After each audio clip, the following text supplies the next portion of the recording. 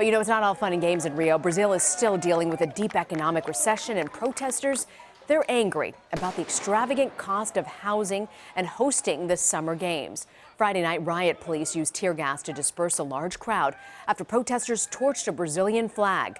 This all happened less than 2 hours before the opening ceremony kicked off. Our Jamie Yuccas is in Rio.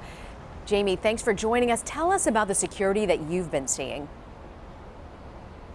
You know, Rena, it's interesting because really on every street corner you can see police officers and military personnel. I want to go ahead and show you.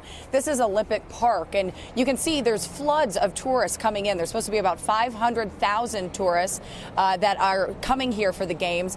And I don't know if you can see, but every few feet along here there are security vehicles, there are jeeps, there are police officers with long guns, and they're on both sides of the street. Every once in a while, too, you'll hear police motorcade start going down the street with their police sirens on. And escorts of people here. So the presence of security is very, very strong. But I can tell you there are concerns that there have been some lapses here in Rio de Janeiro as well. We talked to some people who've been able to just kind of walk into the games with backpacks and felt that they didn't have that much security.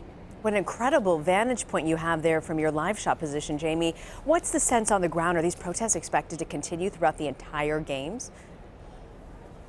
Well, when I talked to some of the protesters yesterday, Rena, I have to tell you that they were not encouraged by what happened yesterday in terms of the strong police presence, the use of tear gas, and they said that they really don't think they're going to be able to. They don't want anybody to get hurt. They want their voices to be heard. What I can tell you is that over a number of venues and at different apartment complexes and stores around town, you'll see spray painted signs and people doing protests in that way. There's a number of signs in both Portuguese and English talking both about the Olympic Games itself. You'll also see people handing out different pamphlets of information and talking about that kind of thing. But I don't know that we'll see a number of those organized protests like we did yesterday. There were 3 different ones throughout the day. There were some in the morning, some in the afternoon, and some in the evening. And as we said, you know, there were clashes with police in a number of those protests, and they just don't want anybody to get hurt at the games here. Now, Jamie, it's my understanding that somebody was able to breach security and get past the security point and into the village. What do you know about that? So it's a journalist. He works for Vice Sports. His name is Aaron Gordon, and he and I were communicating on social media over the last couple of days. And I have to tell you that it was right here at the Olympic Park where he was able to breach security. Let's go ahead and listen to what happened. I took an official IOC shuttle to the Olympic Park because they allowed me to for some reason, even though I'm not credentialed to use the IOC shuttle.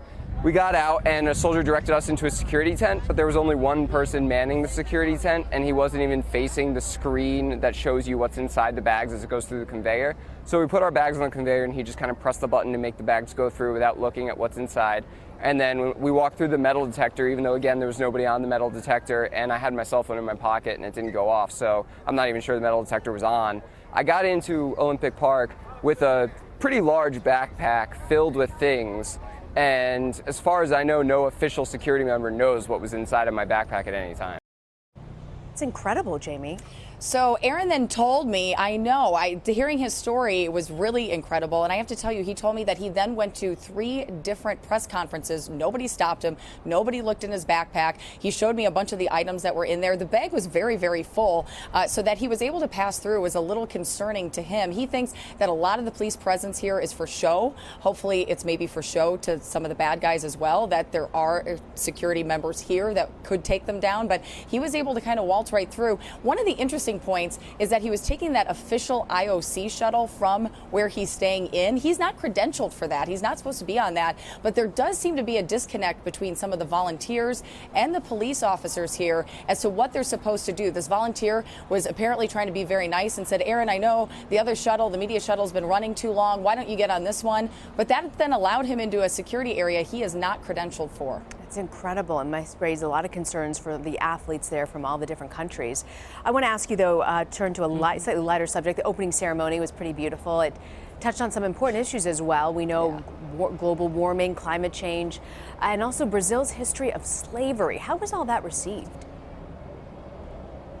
You know, I have to tell you that I think people were very happy about that. There was some concern that they were just going to gloss over a lot of the issues here. When you see the protests, a lot of the opening ceremony touched on issues that were important to those people that were protesting the Olympic Games. However, it doesn't change the fact that they have all these problems here in Rio de Janeiro and in Brazil. So in some respects, it's nice, as they said, that it was covered and people are talking about it. But at the same time, it doesn't solve their problem. So we'll have to go ahead and see moving forward kind of how it's overall received. But I can tell you here from talking to a few people around the Olympic Park that it was nice that they touched on it, but it doesn't really solve anything. Good point. Well, Jamie, before we go, girlfriend to girlfriend, tell me more about the Tonga flag bearer.